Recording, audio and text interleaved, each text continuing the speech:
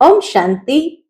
आज 9 नवंबर 2023 के बाबा के अनमोल मधुर महावाक्य सुनेंगे। आज की बाबा की मुरली में बाबा को वंडर लगता है कि दो प्रकार के बच्चे हैं। कौन से बच्चे हैं? अक्सर तो बाबा यही कहते, मातेले और सौतेले। लेकिन आज बाबा कहे कि एक प्रकार के बच्चे हैं जो बाबा की हर आज्ञा को पालन करते हैं और बाप से पूरा पूरा वर्षा लेने का पुरुषार्थ करते हैं।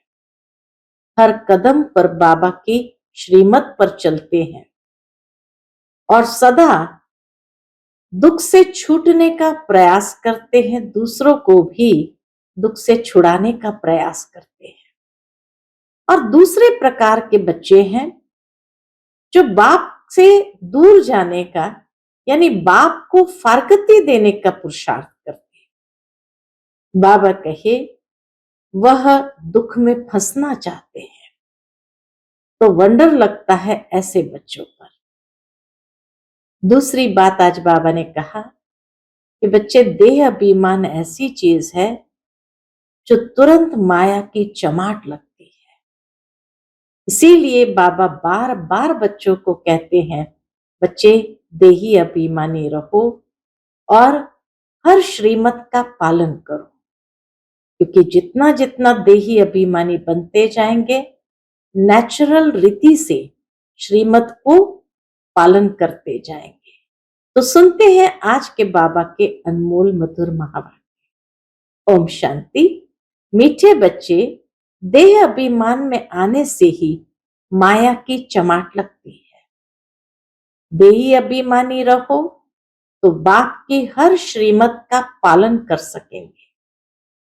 आज की मुरली से प्रश्न है, बाप के पास दो प्रकार के पुरुषार्थी बच्चे हैं, वह कौन से? उत्तर है, एक बच्चे हैं जो बाप से वर्षा लेने का पूरा पूरा पुरुषार्थ करते हैं, हर कदम पर बाप की राय लेते हैं।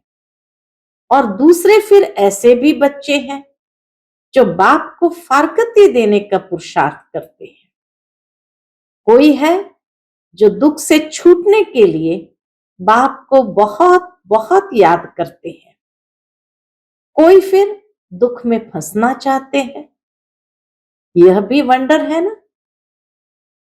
आज की मुरली से पहले गीत बजा है, महफिल में जल उठी क्षमा परवानों के लिए।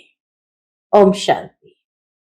बच्चों ने गीत तो बहुत बार सुना है, नए बच्चे फिर नए सिर सुनते होंगे। जबकि बाप आते हैं तो आकर अपना परिचय देते हैं। बाबा जब आते हैं तो बाबा आकर अपना परिचय देते हैं। बच्चों को परिचय मिला हुआ है, जानते हैं अभी हम बेहद के माता पिता की संतान बने हैं। जरूर मनुष्य सृष्टि का रचयिता माता पिता होगा, परंतु माया ने मनुष्य की बुद्धि बिल्कुल डेड कर दी है। बाबा कहे माया ऐसी है जो बेहद के बाप से बुद्धि योग तोड़ देती है और बुद्धि को एकदम डेड कर देती है। इतनी साधारण बात बुद्धि में नहीं बैठती। कहते तो सभी है कि हमको भगवान ने पैदा किया है, तो जरूर माता पिता होंगे। भक्ति मार्ग में याद भी करते हैं। हर धर्म वाले गॉड फादर को जरूर याद करते हैं। भक्त खुद तो भगवान हो नहीं सकते। भक्त भगवान की बंदगी यानी साधना करते हैं।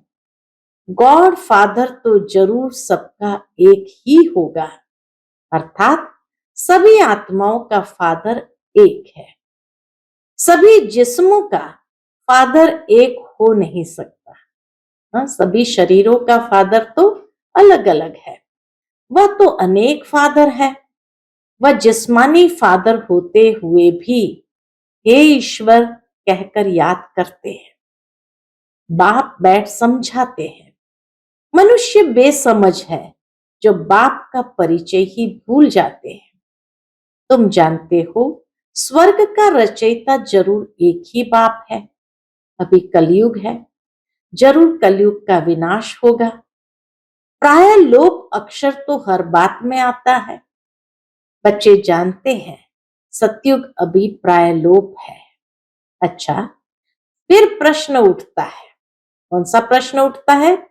सतयुग में उन्हों को यह पता होगा कि यह सतयुग प्राय लोप हो जाएगा, फिर त्रेता होगा? तो बाबा कहे नहीं, वहां तो इस नॉलेज की दरकार ही नहीं। यह बातें किसकी भी बुद्धि में नहीं है। सृष्टि का चक्र कैसे फिरता है, हमारा पारलौकिक बाप कौन है, ये तुम बच्चे ही जानते हो। मनुष्य गाते हैं, तुम मात पिता हम बालक तेरे, परंतु जानते नहीं। तो कहना भी न कहने के बराबर हो जाता है। बाबा कहे, जब जानते ही नहीं, कहते हैं तुम मात पिता हम बालक तेरे, परंतु जानते नहीं, तो कहना भी न कहने के बराबर हो जाता है। बाप को भूल गए हैं, इसलिए ऑर्फन बन पड़े हैं। बाप हर बात समझाते हैं, श्रीमत पर कदम कदम चलो, नहीं तो कोई समय माया बड़ा धोखा देगी। इसीलिए बाबा कहते बच्चे श्रीमत पर चलो, नहीं तो माया बड़ा धोखा देगी। माया है ही धोखेबाज। माया से लिबरेट करना है, ये बाप का ही काम है। माया से लिबरेट करना ये बाप का ही काम है। रावण तो है ही दुख देने वाला, बाप है सुख देने वाला। मनुष्य इन बातों को समझ नहीं सकते। वह तो समझते हैं दुख सुख भगवान ही देते हैं। बाप समझाते हैं मनुष्य दुखी बनने के लिए, बाबा समझाते हैं मनुष्य दुखी बनने के लिए शादियों में इतना खर्चा करते हैं। जो पवित्र पौधे हैं, इनको अपवित्र बनाने का पुरुषार्थ किया जाता है। यह भी तुम समझ सकते हो। रहम दिल बाबा को कितना रहम आता है कि जो पवित्र पौधे हैं उनको अपवित्र बनाने का पुरुषार्थ किया जाता है। यह भी तुम समझ सकते हो। दुनिया नहीं समझती। यह विषय सागर में डूबने के लिए कितनी सेरेमनी करते हैं। उन्हों को ये पता ही नहीं है कि सतयुग में यह विष यानी विकार होता नहीं, वह है ही क्षीर सागर। इसको विषय सागर कहा जाता है। कलयुग को विषय सागर कहा जाता है। वह है संपूर्ण निर्विकारी दुनिया। बल त्रेता में दो कला कम हो जाती है, तो भी उनको निर्विकारी दुनिया कहा जाता है। वहां विकार हो नहीं सकते, क्योंकि रावण का राज्य द्वापर से ही शुरू होता है। आधा आधा है ना, ज्ञान सागर और अज्ञान सागर। अज्ञान का भी सागर है। कलयुग के अंदर अज्ञान का भी सागर है ना। मनुष्य कितने अज्ञानी हैं, बाप को ही नहीं जानते, सिर्फ कहते रहते हैं कि यह करने से भगवान मिलेगा। मिलता कुछ भी नहीं। माथा मारते मारते दुखी निधन के बन जाते हैं। तब ही फिर मैं धनी आता हूं। धनी बिगर माया अजगर ने सबको खा लिया है। बाप समझाते हैं माया बड़ी दुस्तर है। बहुतों को धोखा मिलता है। कोई को काम की चमाट, कोई को मोह की चमाट लग जाती है। देह अभिमान में आने से ही चमाट लगती है। मेहनत है ही देही अभिमानी बनने में। इसलिए बाप घड़ी घड़ी कहते हैं सावधान। बाबा कहे देह अभिमान में आने से ही माया की चमाट लगती है, इसलिए बाप घड़ी घड़ी कहते हैं सावधान। मन मना भव। बाप को याद नहीं करेंगे तो माया थप्पड़ लगा देगी। इसलिए निरंतर याद करने का अभ्यास करो, नहीं तो माया उल्टा कर्तव्य करा देगी। रॉन्ग राइट की बुद्धि तो मिली ही है। कहां भी मूंझो तो बाप से पूछो। तार में, चिट्ठी में अथवा फोन पर पूछ सकते हो। फोन सवेरे सवेरे झट मिल सकता है, ये भी बाबा विधि बता देते हैं कि फोन सवेरे सवेरे झट मिल सकता है, क्योंकि उस समय सिवाय तुम्हारे बाकी सब सोए रहते हैं। तो फोन पर तुम पूछ सकते हो। दिन प्रतिदिन फोन आदि की आवाज भी सुधरते रहते हैं। बाबा कहे पहले तो फोन पर इतना आवाज आता था जो सुन भी नहीं सकते थे। तो दिन प्रतिदिन फोन आदि की आवाज भी सुधारते रहते हैं, परंतु गवर्नमेंट है गरीब, तो खर्चा भी ऐसे ही करती है। इस समय तो सब जर्जरीभूत अवस्था वाले तमो प्रधान है, फिर भी खास भारतवासियों को रजो तमो गुणी क्यों कहा जाता है? क्योंकि यही सबसे जास्ती सतो प्रधान थे, इसलिए सबसे ज्यादा रजो तमो बुद्धि भी यही बनते हैं। दूसरे धर्म वालों ने न तो इतना सुख देखा है न दुख देखना है, वह अभी सुखी है, तब तो इतना अनाज आदि भेजते रहते हैं। उन्हों की बुद्धि रजो प्रधान है, विनाश के लिए कितनी इन्वेंशन करते हैं, परंतु उन्हों को ये पता नहीं पड़ता है, इसलिए उन्हों को बहुत चित्र आदि भेजने पड़े तो उन्हों को भी पता पड़ेगा। आखिर समझेंगे ये चीज तो बड़ी अच्छी है, इन पर लिखा हुआ है गॉड फादरली गिफ्ट। जब आफत का समय होगा तो आवाज निकलेगा। दुनिया में जब आफत का समय आएगा तो आवाज निकलेगा, फिर समझेंगे बरोबर ये हमको मिला था। साक्षात्कार होगा कि ये हमको मिला था, इन चित्रों से बहुत काम निकलेगा। बाप को विचारे जानते ही नहीं, मनुष्य विचारे हैं जो बाप को जानते ही नहीं। सुखदाता तो वो एक ही बाप है, सब उनको याद करते हैं, चित्रों से अच्छी रीति समझ सकते हैं। अभी देखो 3 पैर पृथ्वी के नहीं मिलते हैं और फिर तुम सारे विश्व के मालिक बन जाते हो। यह चित्र विलायत में भी बहुत सर्विस करेंगे। बच्चों को इन चित्र का इतना कदर नहीं।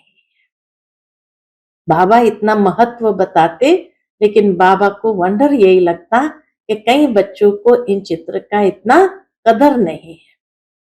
खर्चा तो होना ही है, राजधानी स्थापन करने में उस गवर्नमेंट का करोड़ों रुपया खर्च हुआ होगा और लाखों मरे।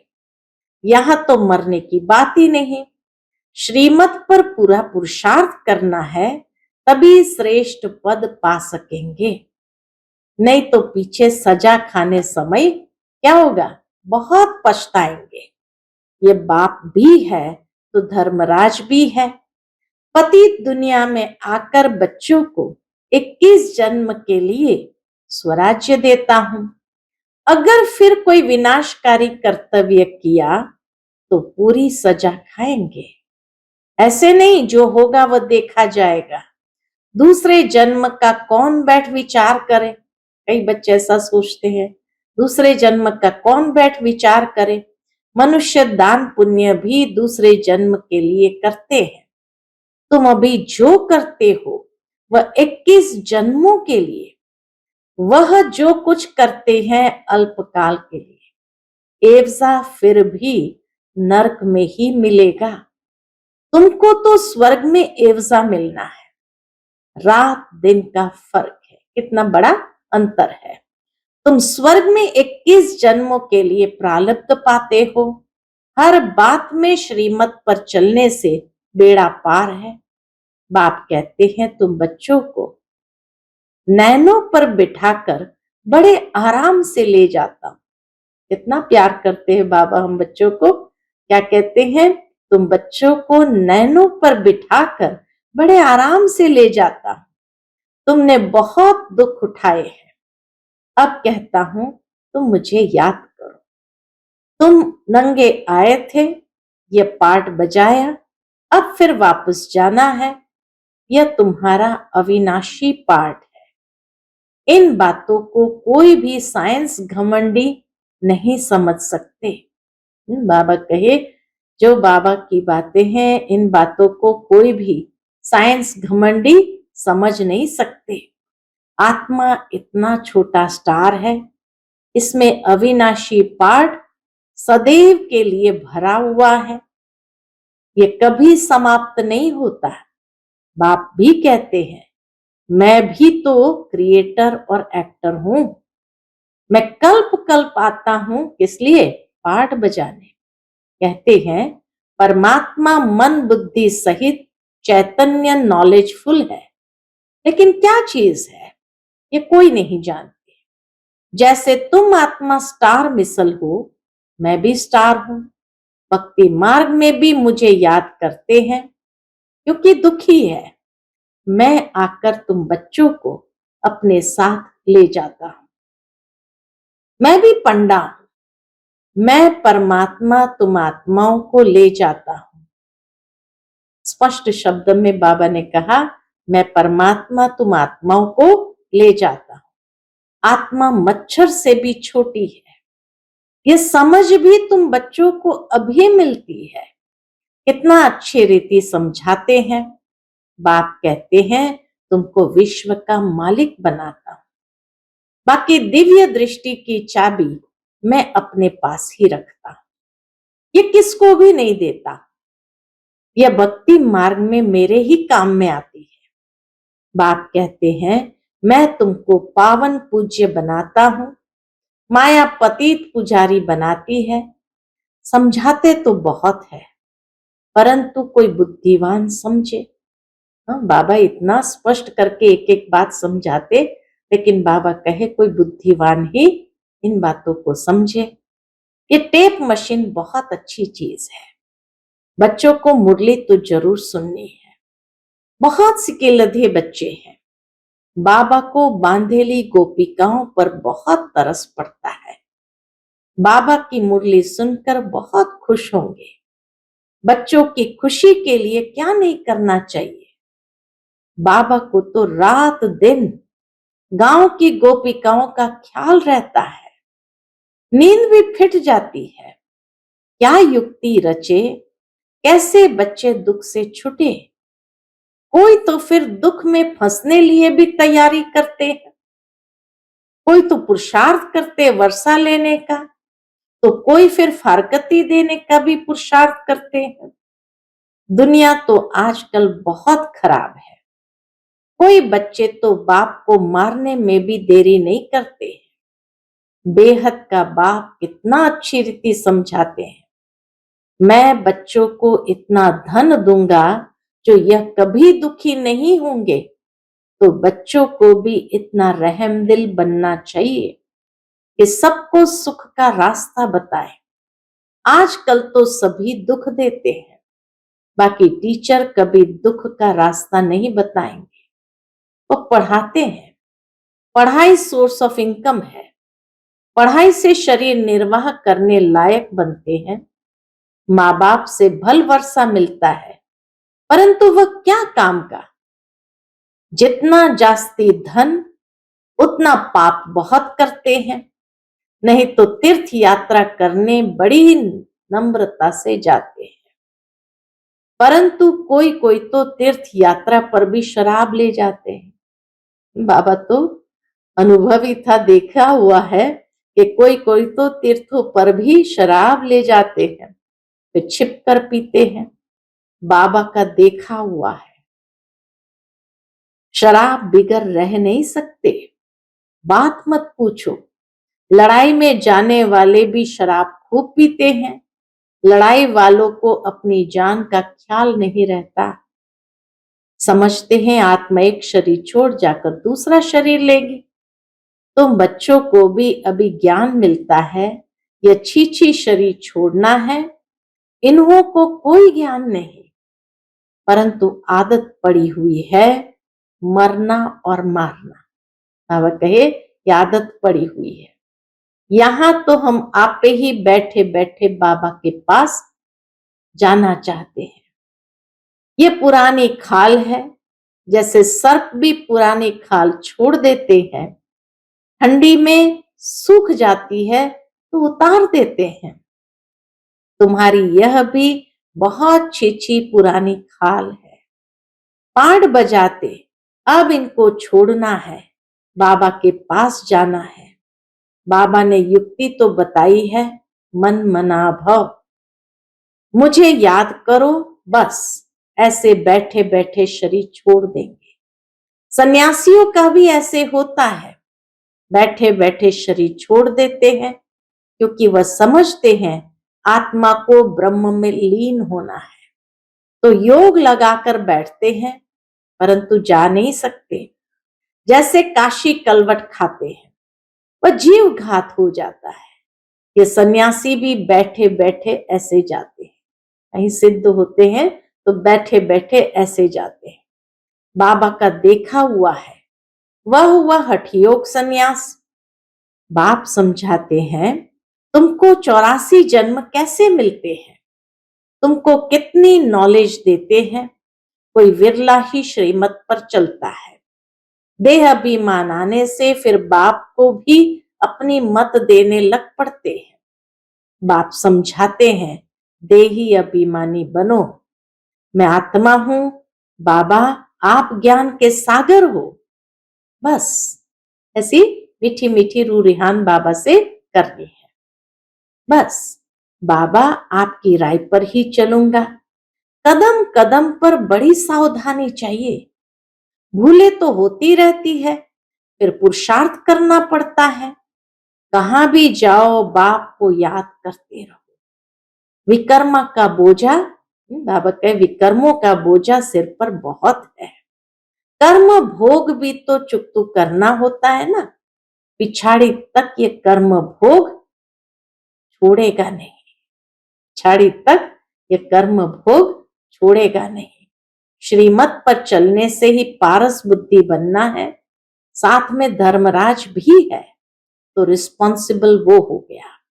बाप बैठा है, तुम क्यों अपने पर बोझा रखते हो। पतित पावन बाप को पतितों की महफिल में आना ही है, यह तो नई बात नहीं। अनेक बार पाठ बजाया है, फिर बजाते रहेंगे। इसको ही वंडर कहा जाता है। बाबा कहे इसको ही वंडर कहा जाता है। अच्छा, पारलौकिक बाप दादा का मीठे मीठे सिकिलते बच्चों प्रति याद प्यार और गुड मॉर्निंग। रूहानी बाप की रूहानी बच्चों को नमस्ते। हम सभी रूहानी बच्चों की रूहानी माता पिता बाप दादा को याद प्यार गुड मॉर्निंग और नमस्ते नमस्ते। शुक्रिया बाबा, शुक्रिया। आज की मुरली से धारणा के लिए मुख्य सार है। पहली पॉइंट, बाप समान सबको दुखों से लिबरेट करने का रहम करना है, सुख का रास्ता बताना है। दूसरी पॉइंट, कोई भी विनाशकारी उल्टा कर्तव्य नहीं करना है। श्रीमत पर 21 जन्मों के लिए अपनी प्रारब्ध बनानी है। कदम कदम पर सावधानी से चलना है। आज का बाप दादा का मधुर वरदान हम बच्चों के प्रति है। वायदों की स्मृति द्वारा फायदा उठाने वाले सदा बाप की ब्लेसिंग के पात्र भव। वायदों की स्मृति द्वारा फायदा उठाने वाले सदा बाप की ब्लेसिंग के पात्र भव। जो भी वायदे मन से, बोल से अथवा लिख कर करते हो, उन्हें स्मृति में रखो तो वायदे का पूरा फायदा उठा सकते हो। चेक करो कि कितने बार वायदा किया है और कितना निभाया है। वायदा और फायदा इन दोनों का बैलेंस रहे तो वरदाता बाप द्वारा ब्लेसिंग मिलती रहेगी। जैसे संकल्प श्रेष्ठ करते हो, ऐसे कर्म भी श्रेष्ठ हो तो सफलता मूर्त बन जाएंगे। आज का स्लोगन है, स्वयं को ऐसा दिव्य आईना बनाओ जिसमें बाप ही दिखाई दे, तब कहेंगे सच्ची सेवा। स्वयं को ऐसा दिव्य आईना बनाओ जिसमें बाप ही दिखाई दे, तब कहेंगे सच्ची सेवा। अर्थात अपनी सूरत को इतना दिव्य बनाए ताकि उससे ये साक्षात्कार हो कि इसको ऐसा बनाने वाला कौन है। तो जरूर जैसे दुनिया के अंदर भी किसी का व्यवहार बहुत मधुर होता है, बहुत मीठा बोलते हैं, तो लोग यही कहते हैं इसको तो जैसे फुर्सत से भगवान ने बनाया है। भावार्थ यही कि परमात्मा का साक्षात्कार या परमात्मा की महानता का साक्षात्कार अपनी दिव्य मूरत से करना है, यही सच्ची सेवा है। अच्छा, ओम शांति।